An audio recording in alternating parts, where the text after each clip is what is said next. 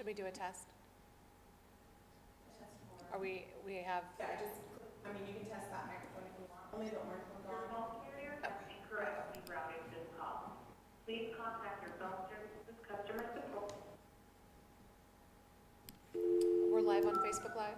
Yes. You have video of that? Yeah, so the video is going right now. Okay, so maybe we should do a test on that and see if someone can respond and let us know if they can hear us.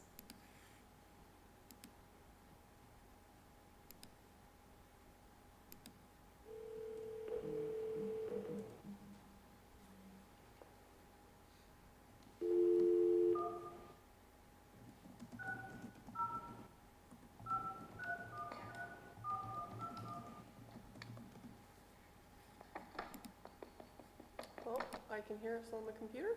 There we go. Okay, good. Oh, okay. There is a small delay though. Your call could not be completed. Please confirm that your rate plan is active by calling 611 or check the number dialed to ensure it's allowed, as we do not support 900 or 976 calls. Does it look like there's two plugins down there? Does one go into the bottom or the top? No? Oh, I okay. tested it, it called Okay. my cell phone. Oh, it did? Huh. So there's something wrong with the freeconferencecall.com for some reason. Okay, let me see. You text somebody who's already on it and see if they're still. Let's see, I'm sure they are. Let's try using my cell phone, which is probably not the best connection. And go from there. Just a few technical difficulties on our first try. It would never go smoothly. We have to learn everything.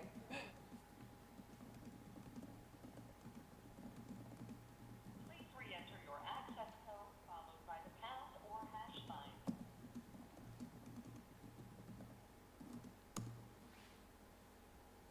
Please re-enter your access code followed by the pound or hash sign.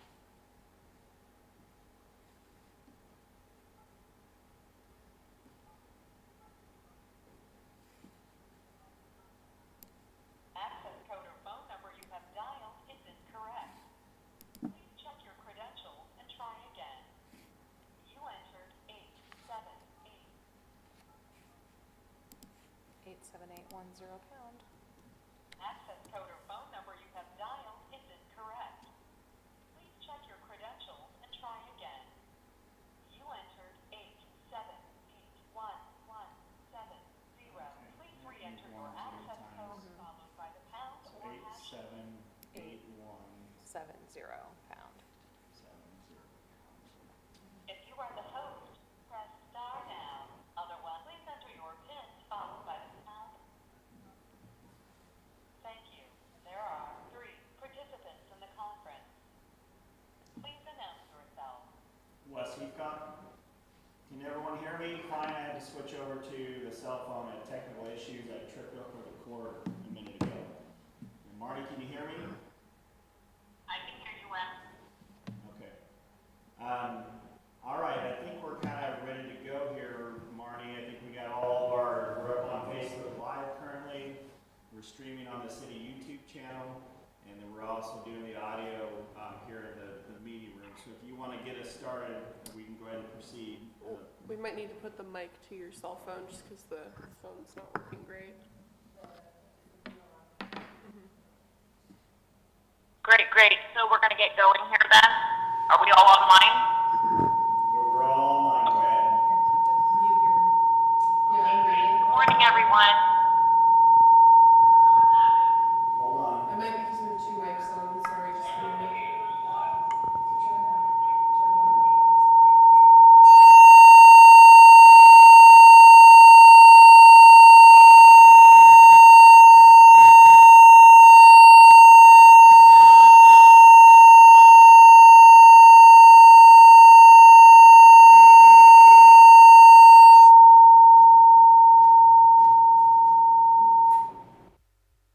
The audio's off now.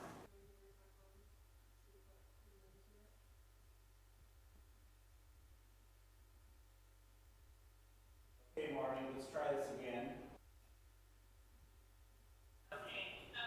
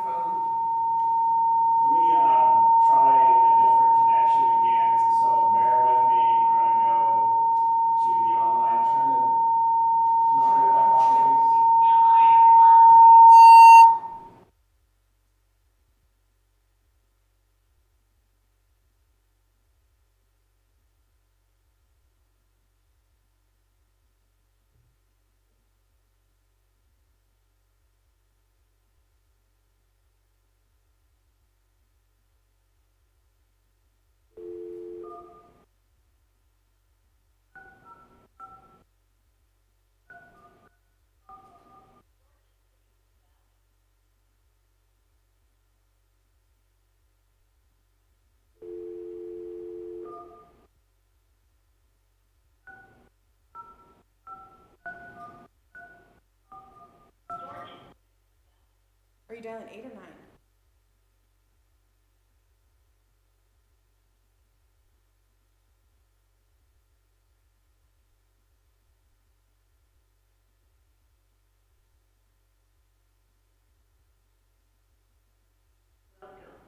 Services provided by freeconferencecall.com. Please enter your access code followed by.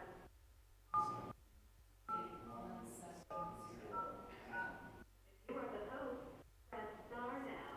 Otherwise, please enter your PIN followed. Thank you. There are 3 participants in the conference. I'm gonna turn the Please audio. announce yourself. Bless you, Tom. Sorry, guys, we switched over back to the landline.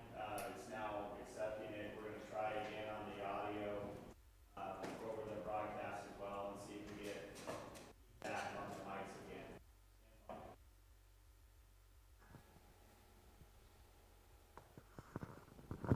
Can you hear me, Marty?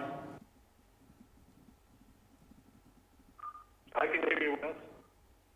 Okay, I hear you, Wes. all right, I think we've achieved success here, I hope, at this point. So we're going to go ahead and get this meeting started. Marnie, if you want to get us started, that'd be great.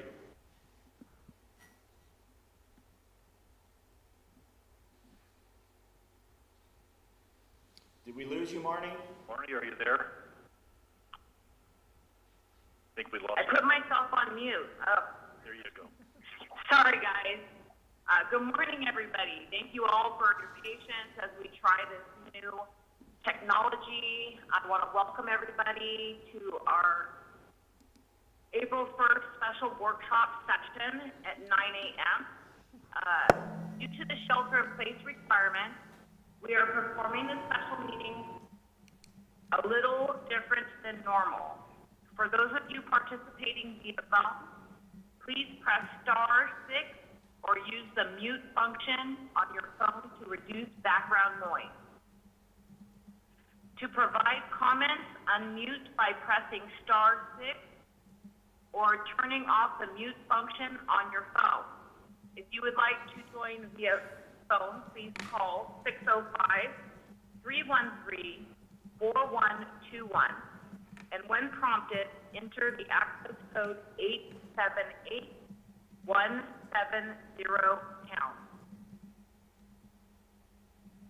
Okay, so I'm hearing background stuff still.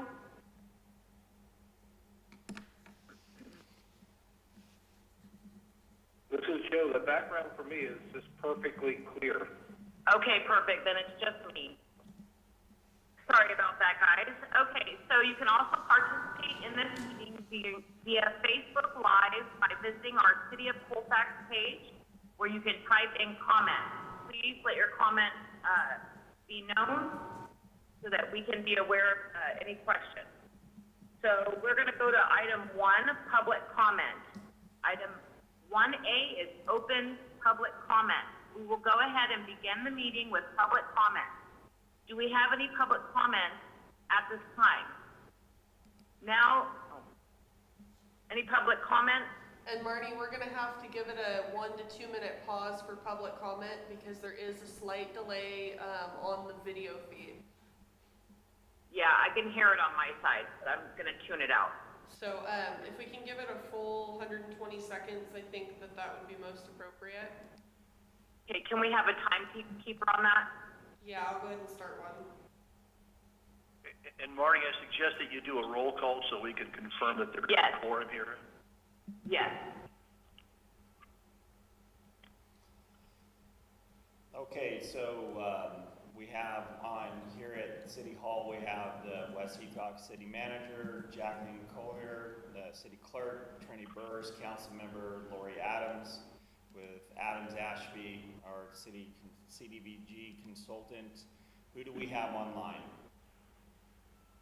Mayor Mendoza is here, Councilmember Joe Tillett here, and our city attorney, Mick Abrela, is here. Excellent. Is there any other council members that are participating? Trinity is at City Hall Correct. doing the technical. Doing the Facebook Live part. Thanks, guys. Time up. Thanks, Wes. Trinity? Not quite yet. I'm just giving it another 60 seconds here. Okay. So one more minute, Marnie, then we can continue.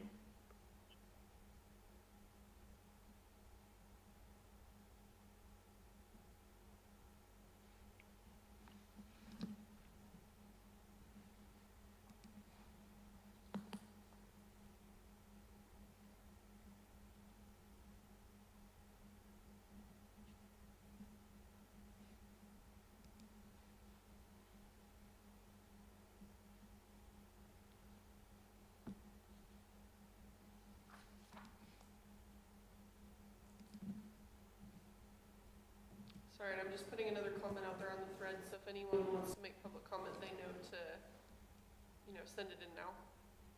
Great.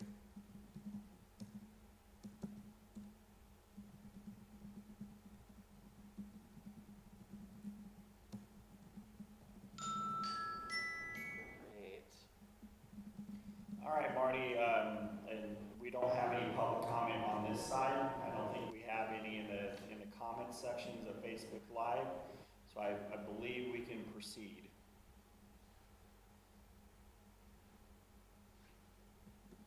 Okay, I was trying to respond to Jane Gallagher's comment about a mic too close to a mic, and I'm wondering if it's my mic, because That's I'm a running delayed comment, Facebook Marnie. and my phone call. Marnie, the comment is actually delayed because the video feed is delayed, so we actually addressed it already.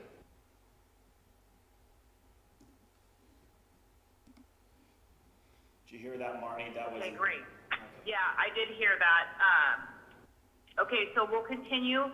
So there's no public comment. Seeing no public comment, let's go into our presentation. Wes, can you give us a little bit of information on why we're here today and what the importance of the CDBG application is? Great, thank you, Mayor Mendoza. So for the public and audience that are participating, we're having a public workshop, one of a couple of meetings that we're required to have. The city qualified for CDBG over-the-counter funding for up to $3.5 million per cycle year for the community enhancement projects. With us here today, we have Lori Adams with Adams Ashby Group, and she is a city CDBG consultant. Lori's going to provide a presentation for the group. Then we'll open the discussion up for comments. What we're looking for is comments from the nonprofits and the general public on where we should expense this funding at this time. So with this, I'm going to turn it over to Lori, and she's going to go through the presentation. Again, for everybody that's online at Facebook Live, you should be able to see the presentation on there and as well on the city's YouTube channel and follow along. Okay. Hi. Thank you, everybody, for joining us. Thank you. It's exciting to be here. I'm not sure if you're all aware, but just recently in the past, you weren't quite eligible for CDBG unless we honed it down to a specific section of the community, and they have begun using the 2015 census data, which has now changed that, and you are now eligible citywide for projects. So this was a wonderful update to the numbers, and saved us a lot of time and effort in having to prepare an income survey. So I'm excited to be here to talk to you about this today. A little bit about who we are. Adams Ashby Group Incorporated is a organization that assists cities and counties up and down the state in accessing funding, and CDBG is one of our main funding sources that we work with. My name is Lori Adams, and I'm excited again to be here. So the process with CDBG is that we are required to have a public hearing that advises the community and other agencies who are eligible to apply for funds through the city. Am I triggering some feedback here? Apply through the city to have an opportunity to share their potential projects, ideas of how they believe that the city should request funds, and to discuss projects that the city may be putting forward. We're hearing a lot of like stuff sliding on the tables or something like that. So your voice is breaking up a little bit. Whoever's got their mic open, other than the speaker, please close your microphone. Joe, I was moving the landline phone here because we started receiving some feedback.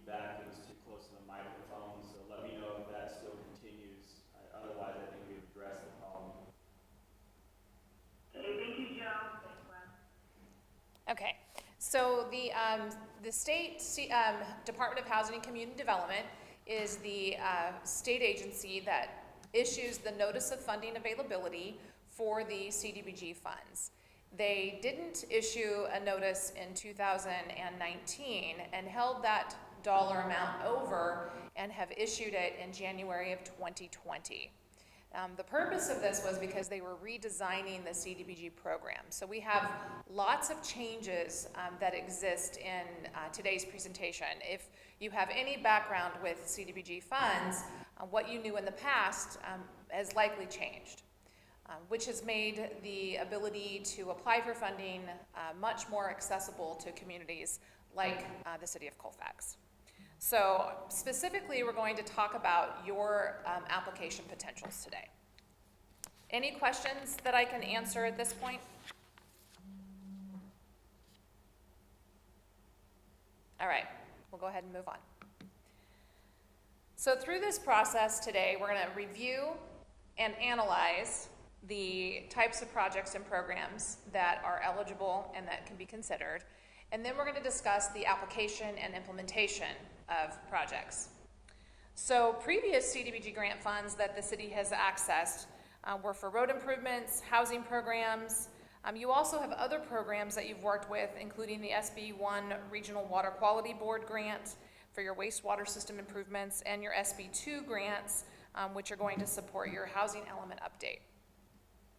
Now, when we think about projects, we can also think about areas of those specific projects that you're working with and how CDBG might enhance those as well. And we're not only talking about this funding cycle, but we can talk about things as we move forward into the future and start to look at how to plan out potentially, for the next funding cycle or beyond that. Really quick, we did get a Facebook comment asking to define the acronym. It's Community Development Block Grant. Thank you. I am an acronym person, so please ask for clarification. I've been doing this for so long, it just kind of rolls off of my tongue, so.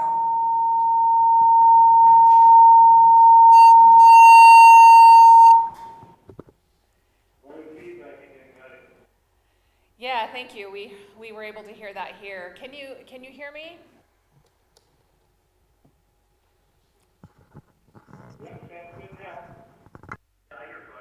About on Facebook Live, are they able to hear me without? I'm going to turn this.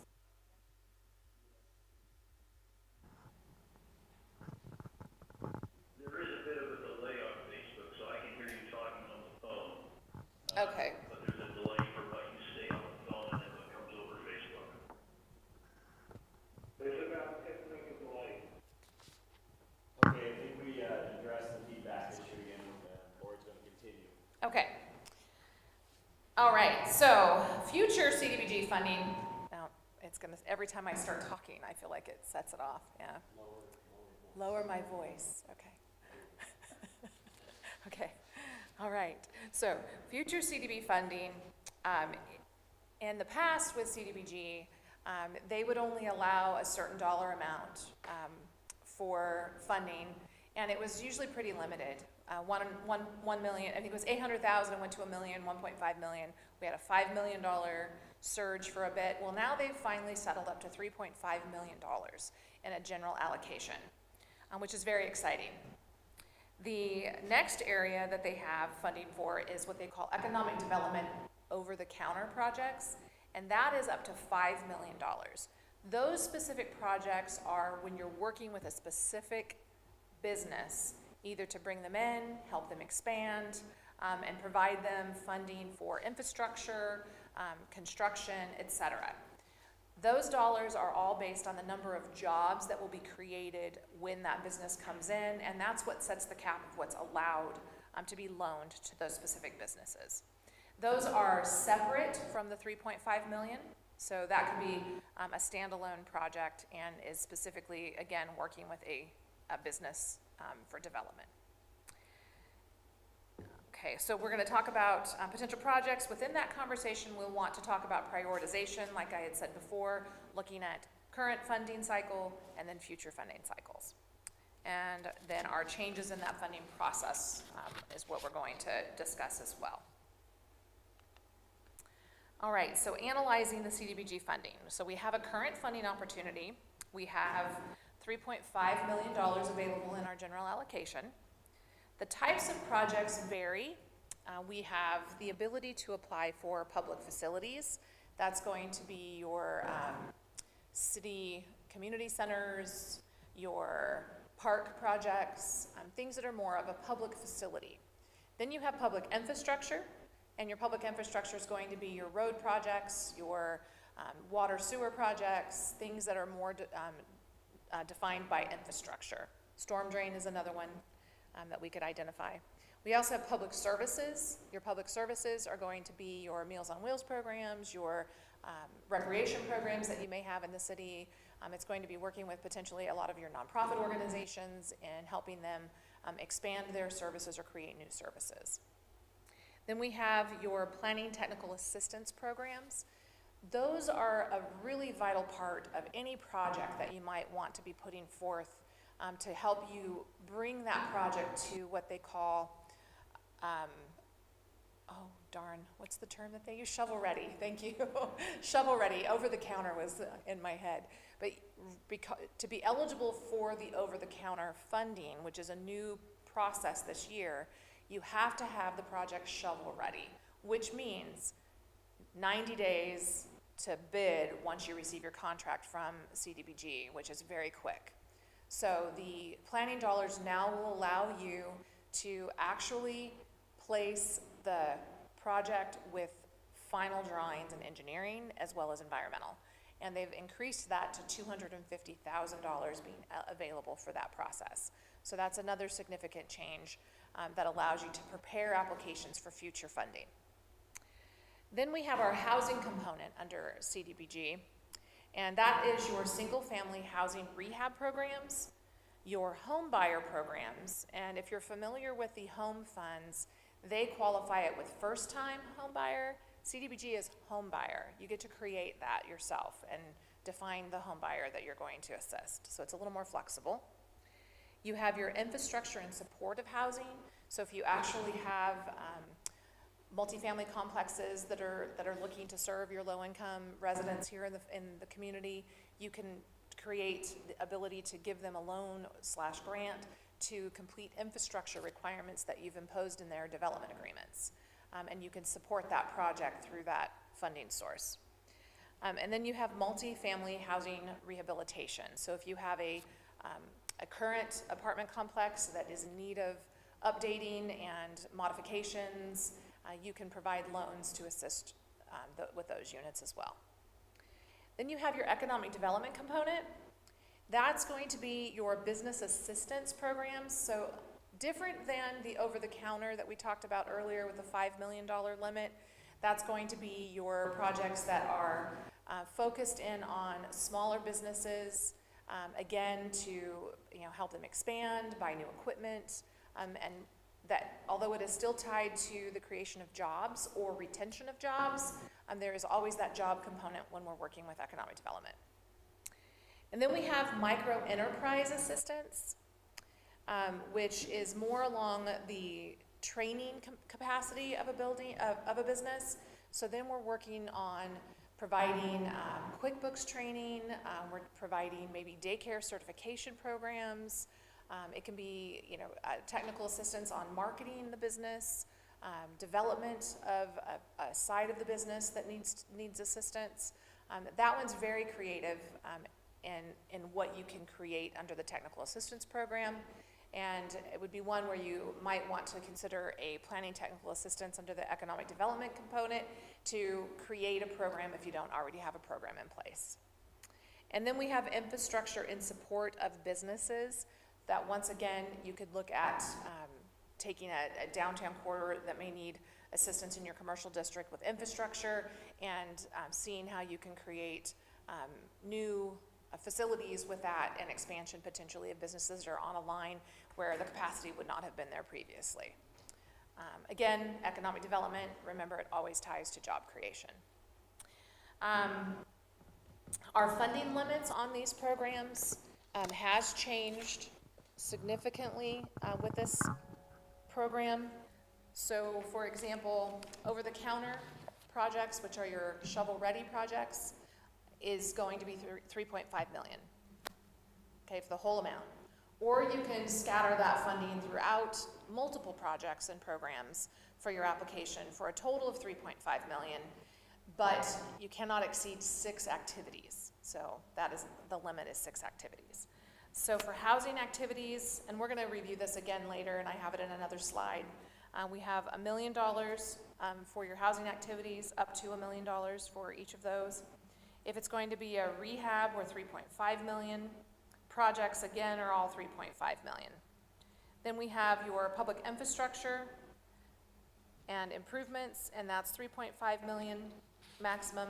Your public services are up to 500,000 each, and your planning technical assistance is 250,000 each.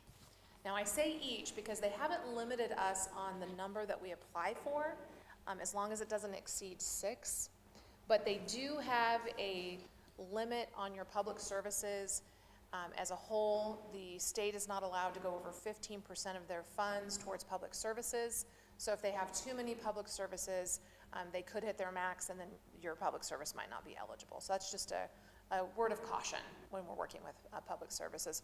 Or if you want to consider a very heavy application in public services, there could be some limitations. So let's talk about your local projects, the prioritization, and take some public input on these. So I'm going to go ahead and scroll to the next slide, which basically is going to outline what I just covered with you as we open up this discussion in regards to the activities that we would like to see in the community. So we should probably start, Wes, with your project and projects that the city wants to consider, and then give the public an opportunity to get their place in line, and then we can call out on them if you have people who are showing interest. And you know, I would actually say now, just because of the slight delay on the slideshow and all that, if there is anybody in the public, once you do hear the audio, if you do have any ideas or any input on how you would like to see this block grant funding be used, now's a good time to throw a comment on the Facebook feed, or if you're participating over the phone, you would want to queue yourself in line, and then we'll go ahead and make sure that we get to you guys so that all the comments are heard. Just a quick note for anybody watching on Facebook Live, in order for your comment to actually be considered part of the actual meeting, you need to go to the City of Colfax Facebook page and watch the video from its source feed. If you're watching it from a watch party or you know, a separately shared link to another page, your comments might not show up in the main feed. So it's really important that you go to the City of Colfax page right now and watch the video from there if you'd like your comments to be included in the meeting. Thank you, Trinity, for that explanation. And I also would like an explanation of what does shovel-ready project mean, so those that are participating in this meeting can kind of know, you know, what you're talking about with the shovel-ready project. Thank you. You bet, Marnie. It is a new term. So the over-the-counter, and you'll notice on the slide that's up now, I have the OTC acronym next to several of the items that are outlined.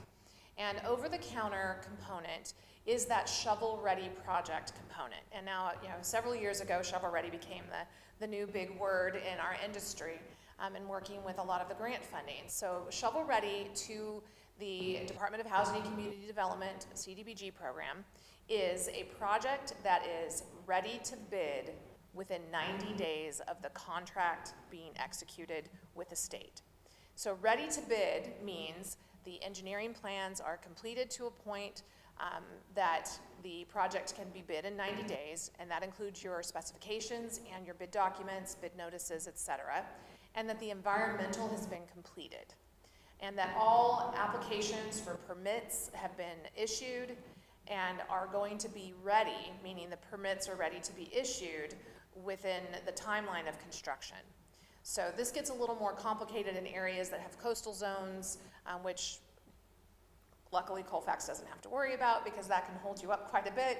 But it also includes PG&E and Caltrans permits that are sometimes required with specific projects. So we want to make sure that those applications are in and that we have confirmation that those approvals will be obtained at the time construction is ready for that specific part of the project. So there is a lot of coordination and effort that has to go in to the planning process prior to the application being submitted. The other commitment that CDBG has made to cities in this new process is that they are going to process applications as they come in. So we are no longer competitive in the over-the-counter. You submit your application, if it's ready to go and you've met all the threshold requirements in that submittal, they're going to issue you a contract in less than 60 days. Wow, right? So contracts with CDBG in the past several years have taken us a year, sometimes longer, to get through because of their processing. So they have done a lot of work in these past 2 years in eliminating those barriers and hurdles that we were having to jump through, and have streamlined that process by, one, making the application now electronic application, so we don't have 5-inch binders that we have to submit anymore. And then also the administration of the program is now going to be completed through a portal process. So our paper reduction and email capacity and being able to electronically exchange fund reimbursements, conditions, setups, things of that nature are much more effective and efficient. So, and of course, this is our first year. We just realized, our technical difficulties as we started today. We will be the first group in this round that's going to be accessing the sites and implementing. So there's definitely going to be a learning curve around that. But overall, already we have seen an expeditious process already working. Great, and that I think is a good transition. We do have one question from the public I'd like to read just because it very cleanly transitions from that. We have a comment from Travis Berry. Has the city received any funds from CBDG in the last 2 years? If not, was CBDG applied for and denied? If so, does this still increase the points automatically? Good question. So the point system in this new process hasn't been divulged yet. Now, the city did not actually apply for funding in the last few years, but they had funds already on hand that they were able to create a project from and do some work. You'll have to remind me of the streets. Culver Street, where we did participate and implement a project successfully. So the point system that they have in place right now, everyone is starting on an even playing field. They're not looking backwards. Other than at reporting, they want to make sure that our reporting is current, and the city has participated in reporting properly over the years. So we shouldn't have any issues as far as reporting goes for points. Now, the over-the-counter component is not scored again. That one is a first-come, first-served basis. As long as we meet the threshold in our application process, then funds will be allocated as long as funds are available. So I hope that answered your question, Travis. Great explanation. Thank you, Lori. Mm-hmm. All right, so let's talk about the city's projects. So I'm going to leave this screen. I can come back to it if anyone needs me to. So we're going to go ahead and look at the components, and then we've plugged in a few ideas, and this is where we were going to want to add and expand on these ideas. Great, thanks, Lori. So currently the staff is recommending that we pursue the public improvement projects for a full road rehabilitation. That means that we would completely reconstruct particular roads.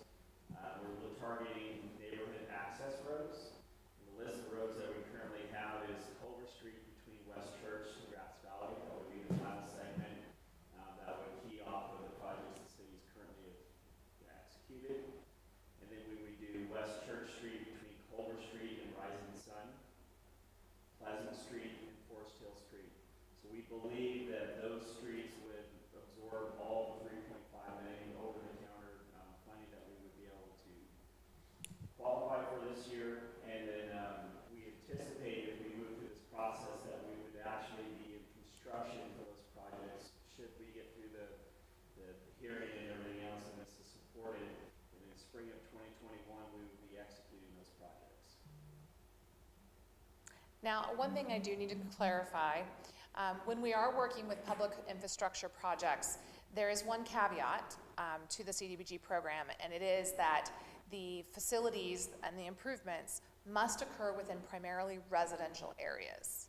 So Wes mentioned that we're looking at more residential type streets, which goes along with the requirement of CDBG funding. So I think we're kind of ready for comments from council and or the public at this point. This is a workshop, kind of a little more informal, so we can see if there's some other interest for the other programs that we've identified. Well, we are in a very short time frame for this cycle to be able to kind of execute projects and be able to go out to award within 90 days by December 31st. So if there are things identified, I think we should probably target those for the next cycle, which would begin January 2021. But we definitely want to get those ideas on paper so that way we can start developing and having those more in-depth conversations with the individuals and or nonprofit organizations that have other projects they'd like to pursue. Great, thanks, Laz, and thanks for your leadership on this project. We've been working on this for quite some time. Really excited to have a continuation of Culver Street and the other roads that you said be repaired. So I'd like to start with getting public comment first, and then we'll go to council to get remarks or any questions that they have. I'd like to get the public comment first, since we have a little delay. Hey Marty, just a housekeeping order. It might actually be wise if we go in the other direction, because again, with the delay, I'm not seeing any comments on Facebook at this time. Maybe it could give people just a couple minutes for the feed to catch up while council gives some feedback. So if anybody on Facebook right now, if you do have any comments, questions, or suggestions, now is a great time to get your comments in as we keep proceeding. Okay, so then with that being said, Joe, do you have any questions or comments that you would like to make to be recorded? Yeah, this is Joe. I had a couple of ideas that I'd like to try to do, that are small projects, but I think would add a lot of value. This is probably for next year's request, not this year. One is I'd like to see all the, light poles and other poles lit with maybe like Christmas tree light between the exit from the interstate all the way down to the downtown area. So we put an outlet in each pole and wrap the pole with light, kind of like what you see at Carmel and some of the other towns out there, that kind of direct people to different areas of the city that there's activities that go on in. The second project that I'd like to look at is putting power out to the flagpole area in the center of Main Street, so that we have, when we do the street fairs and other events, we could then run basically a heavy-duty, multi-extension box that powers the roof to be able to kind of reverse the roof and put it in the center of the street, which would basically double the area of where the event would be, so that you could potentially double the number of roofs in there. And then the third item I'd like to look at is putting the edge lights on all the buildings. That's pretty inexpensive. My guess, including power outlets and everything else, you'd be talking less than $100 a suite. We've got maybe 20 suites in the downtown area to do, so it's not a huge project, but that way the entire city, the edges of all the buildings would be lit up. And that would give it kind of that old town feel, trying to kind of make Colfax look more historic. So those are my three items. We're having a little bit of trouble with folks on the line being able to hear the phones. So I don't know if we need to move the mic over or what we need to do. Hopefully we don't get any feedback. I apologize in advance.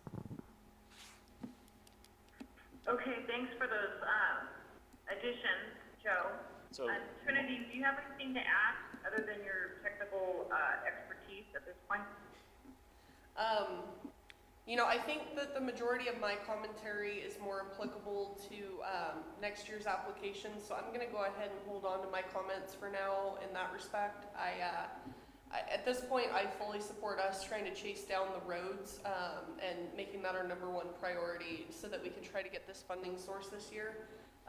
You know, one of the things with it is, again, the projects do need to be shovel ready, and you know, it's going to be a lot more advantageous for us to really aggressively push the things that we already have planned and in process. So yeah, I'll go ahead and hold on to my other ideas until we get a little closer to next year's grant application. If you have any. Great, thanks. Thank you, I'm sorry, Trinity. Marnie. I was just gonna, Yeah, follow no, that that's up. okay. I'm just, go ahead. Trinity, if there are any planning grant components, that might be something you want to consider. Okay. Because then that can get you ready for next year as well. So if you have any that might need some planning, then it would be good to talk about those.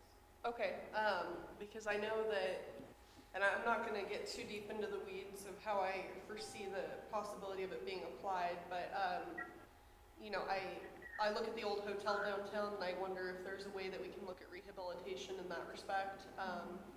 And then there has been a lot of public requests for, there's been a lot of public requests for a public swimming pool, and that has been something that's definitely been a point of contention, you know, just because of the viability of the project and the long-term ongoing maintenance. But I would be curious to see how this could fit into a conversation with the high school.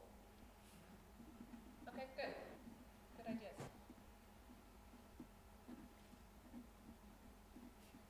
Yeah, Trinity, on that, so we actually have discussions happening with the elementary school, and I believe we're trying to get the high school to join in, and the county as well. So I'm in agreement with you. I'd love to see a pool in the future. My comments on this project is I'm really happy that we're here. CDBG grants were brought up in 2017, and we're actually seeing roads being taken care of. So I just want to see the completion of this project. And yeah, so that's pretty much all I have to say about that. Do we have any public comments? Yes, I do have one public comment here from Travis Berry. Does the CBDG representative feel that roads projects will score highly in the new process as compared to projects with that more directly affect low to moderate income persons? Basically, is it actually looking like we have a chance to receive road funding? In the past, roads didn't score high enough to be considered. Yes, Travis, you are correct. In the past, and that's the key point of the new process, is the over-the-counter is no longer a competitive component. It's all about readiness and being shovel-ready.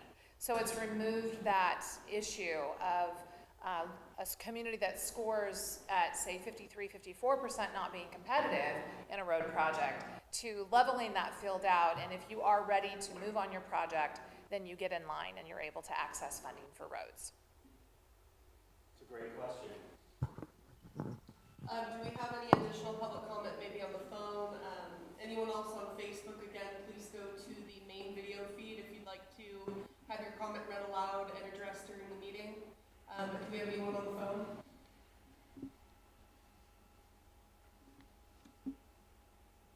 Okay, I would say we should probably give it a good 120 seconds again, just to make sure everyone's had an opportunity to speak that wishes to. Okay, I'll take this opportunity, Marnie, if you don't mind, to say Kim Douglas is following online as well too. I have not received any comments back from him for any projects to consider, but I just wanted everyone to be aware that Kim Douglas is on the line and participating at this point. I'm going to go ahead and advance the screen. And so we have a map here if anyone was interested in looking at the road rehabilitation project. We could discuss that a little bit further, but also I'm going to go ahead and go to the over-the-counter outline as to what they're looking for, since the road project does appear to be one that is very well supported at this time. So again, project must meet a national objective in the area that it serves. So the city of Colfax, as I had stated, now does qualify for that at 53% of the low mod component. 51% is our target, and we have now exceeded that 51% requirement. It must be ready to bid, which we've talked about, plans and specs completed, and again, permitting. So we're coming up on that timeline, Wes. I just wanted to make sure, so Kim Douglas doesn't have any input? I've not received input from him yet, unless he's on the line now. I hear him. That's why I asked. I hear you, Kim Douglas. Are you there? Oh, yes. There he is. Oh, The only two great, things great, great. I had were what has already been gone over, the pool and the roads, so you covered my major concerns. Thank you. Thank you for being on the line, Kim. Great.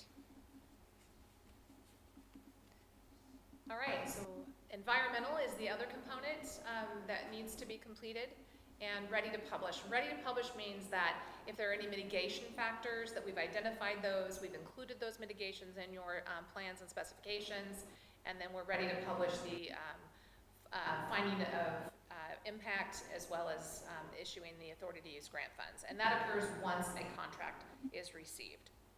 That all procurement is in place, and procurement doesn't mean your contractor's on board, but that you have, if you need to go out and procure an architect or an engineer, that all of those things have occurred, that you've contracted all of your services that are going to be needed to be put in place to ensure that that contract is effective. And then if awarded, you're committing to those bids being issued within 90 days from contract execution. We are going to be providing milestones in our application, and those milestones will be enforced. And what they mean by enforced is if you don't make your milestones as agreed in the contract, then they will take your money back. So they are seeing that an over-the-counter process is only going to work if the funds are expended as you agree. So they've always threatened that in the past. They've never done it. They've never taken someone's money back unless it's gone beyond the 5-year component and requirement. But this time they want to fund that next project. The whole goal of the over-the-counter is to increase the rate that they are able to expend funds. They are last in the United States, so that's a very important goal to them. So, and then all costs, so this is exciting, all costs to prepare your project to be shovel-ready is going to be reimbursable up to 6 months back from your contract being, from your application being submitted. So you can recapture some of the costs that you're spending now to get your project ready, which is a great thing that they've added. And this is something that if you're familiar with USDA projects, they've allowed that to occur previously. CDBG has never allowed that. Although they were eligible and allowed to, it just wasn't something that they practiced. So they are now seeing that by giving you the capacity to get those projects ready, although it is a risk, because until you get your funding, you don't get reimbursed, it does give you the ability to make moves to support your applications, especially for small cities who just don't have the resources. So you have the planning grant resource that you can use in advance to get ready, or you can say, we're going to take the risk and we're going to forward some funds to this project, knowing that once the contract is approved, that you're going to be able to recapture those funds back to 6 months. So. Okay, so I have one quick comment here on Facebook from Leanne Nelson.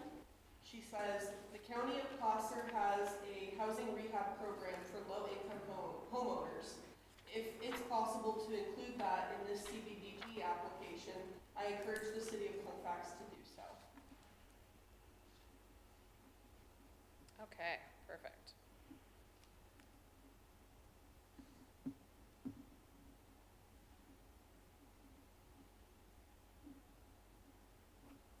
Now, it looks like that the city did participate in the past in housing rehab. Is that correct, Wes?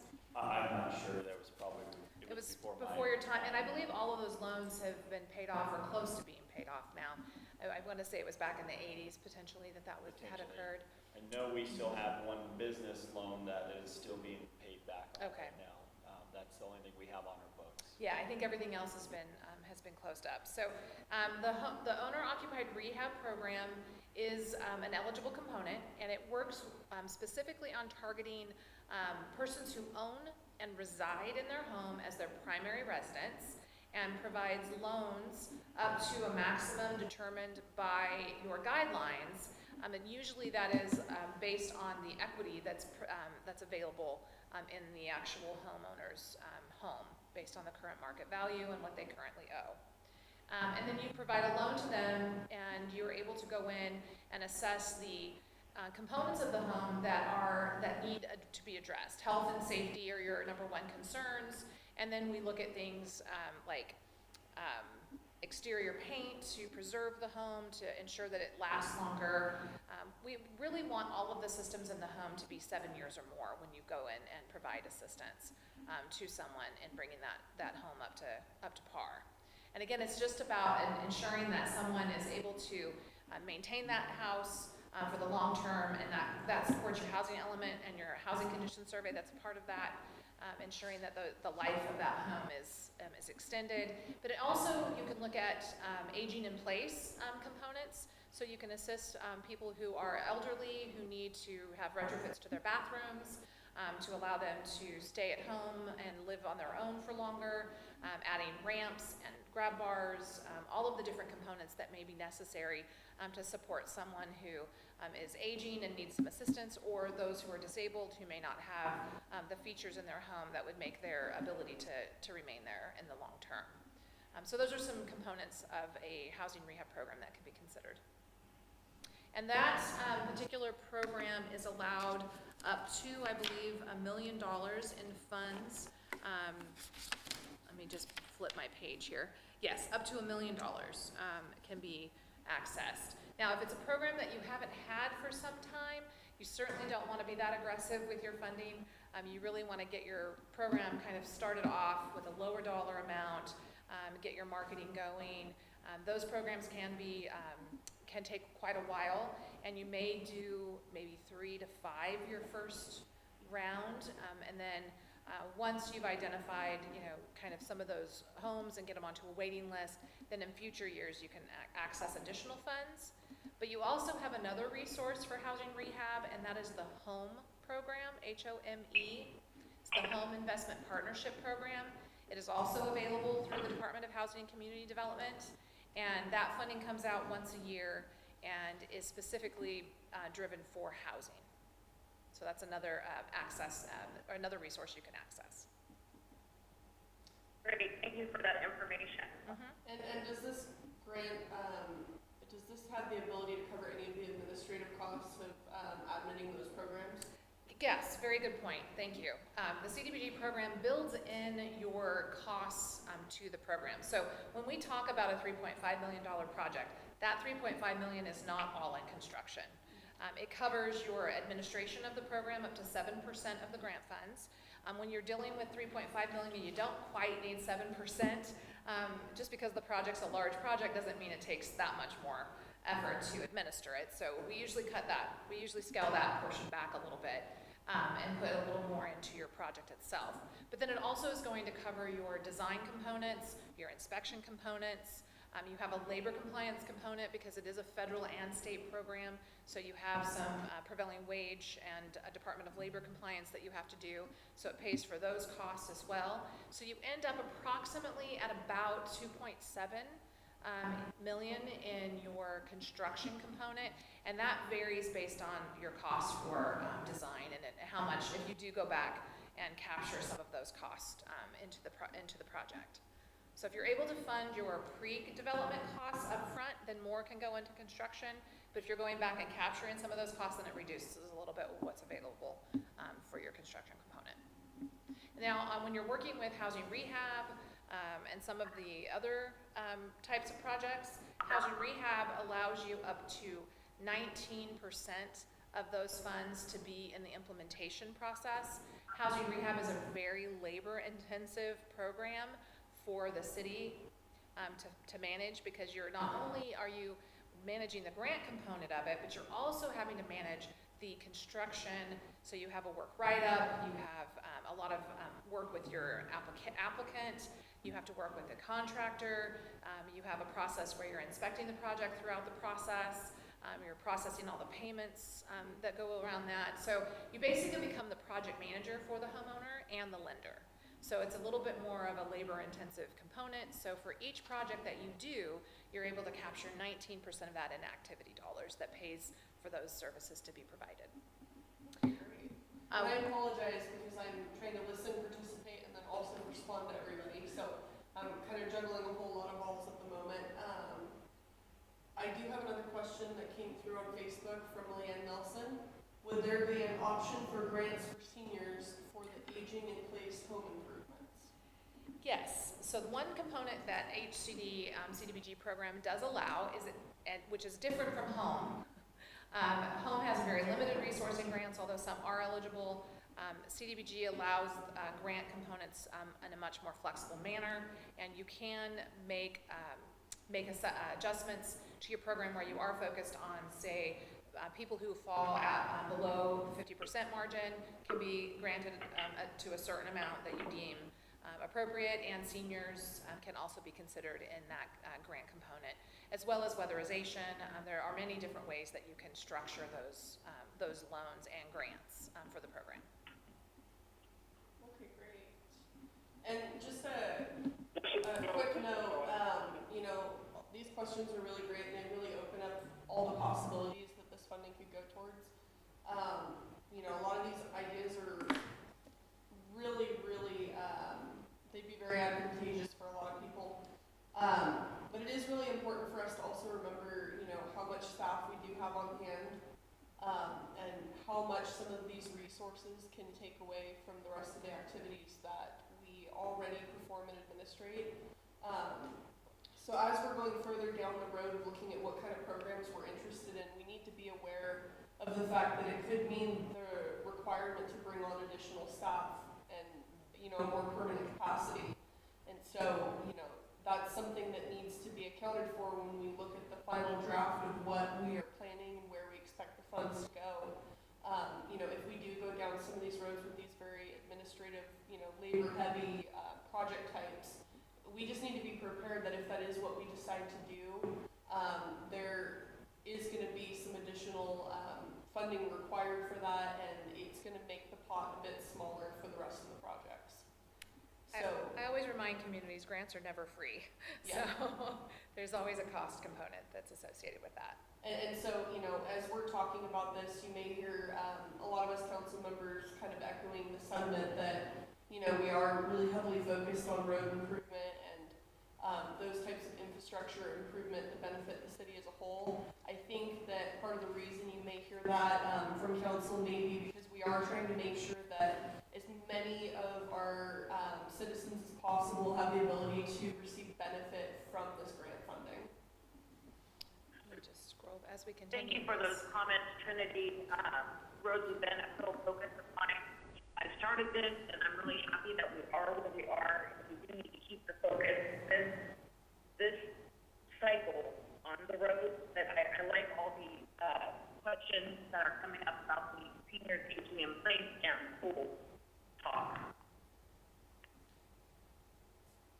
Go ahead, Lori. Great. So I brought this back to our funding opportunity slide just to let it sit there for a moment, to allow you guys to look at that again, and put out any more ideas that you might have. I'm building a list of things that you're talking about. What I like to do is take this list back, analyze it, put some matrix codes to it, because a lot of times we'll get ideas and I have to think about where in the world is that going to be funded under. So I have to go back and do some research under the allowable matrix codes that CDBG uses when they start to categorize projects. So do we have any nonprofits on the line or out on Facebook that I know you did some outreach to?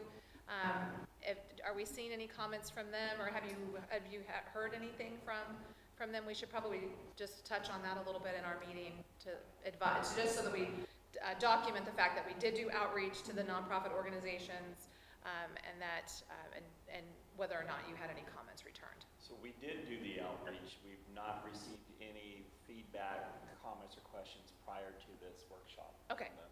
Okay, and we don't appear to have anybody joining us.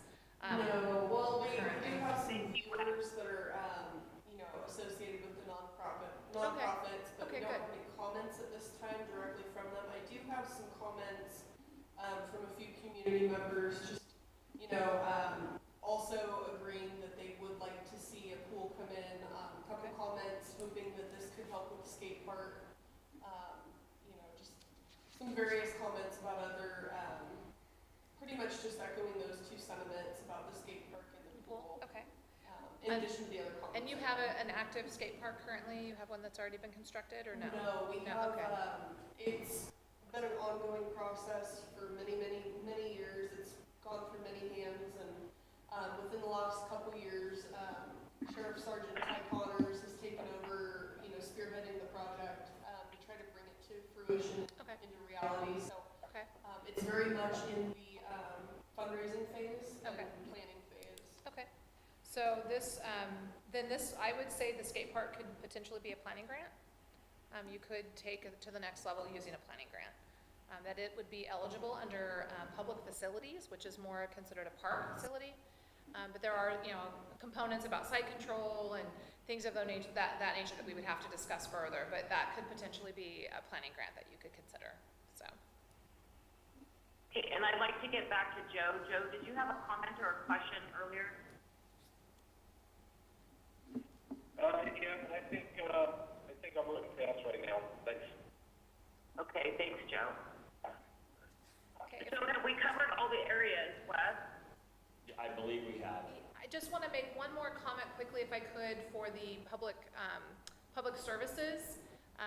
That occurs through a subrecipient agreement with the city. Whenever it's a public service that's not operated and ran by the city itself. So if you are working with a nonprofit organization, I do want to let the nonprofit organizations know that if they are interested in the future and requesting those types of funds, that it's really important that we meet way in advance of those applications, because there is a lot of federal regulations that are required to be met by the public service, and those are things that they need to be aware of in advance to ensure that they can comply with those, as well as the data collection that is required in order to meet the application requirements. So coming in this late in the game for this round is probably not going to work, but if there is some interest, then we definitely would want to talk to them sooner than later to make sure that it's a good fit for CDBG funding. And then the projects provide under the general admin component, the monitoring of those programs. So there's not a lot of things that the city has to do other than monitor those programs to make sure that they are meeting those federal requirements, and some audit processes that we have to implement. So I just wanted to make sure I covered that for those agencies that might be interested in future funding. All right, Marnie, Thank you for that. Yeah, I think we're ready to move to the next Yes. item. Okay, so next item would be, let's see here. Well, we're in the workshop, so do I have a form or do I have a direction for the staff from my council? Maybe we could read the next item. Marnie, I think we've heard pretty clearly from the staff's perspective, and please council weigh in if I've got this wrong, that council is in support of moving forward with the road projects at this time. I'll pause for about 10 seconds and hopefully somebody will reply if they have a concern with that. This is Joe. If nobody has a concern, I'd like to make a motion to move that forward. Okay, I have a motion. Do I have a second? Second. I second. Okay, so Joe has motioned and Kim Douglas has second.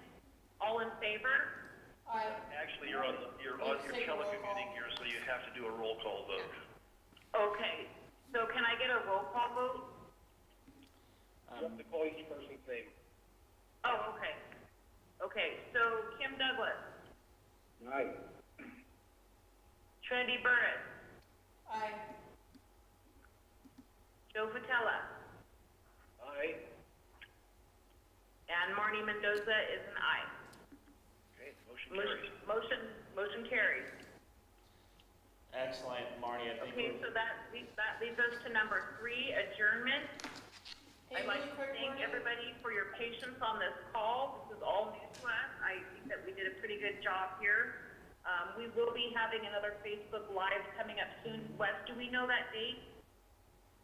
We don't. I haven't done the outreach to council members and trying to get somebody lined up for it. I would That's like fine. to. I just wanted to announce it. Yeah, I would like to mention one thing. The next step in this process is we will be having a public hearing we're not doing a public hearing? This is your public hearing, right? Did this It's get the published? workshop. Yeah. Oh, sorry. Oh, okay. Yeah, we will be conducting a public hearing at the April 22nd That's right. council meeting on this item as well for public to comment at that time. We certainly hope that we're back to usual business in the council meeting. If not, it will be in the same forum that we are currently broadcasting across now. Yes. And I think that that's where we'll be, but we'll decide. Anyway, so meeting is adjourned. Thank you all for participating. Stay safe, stay at home. Thank you. Bye.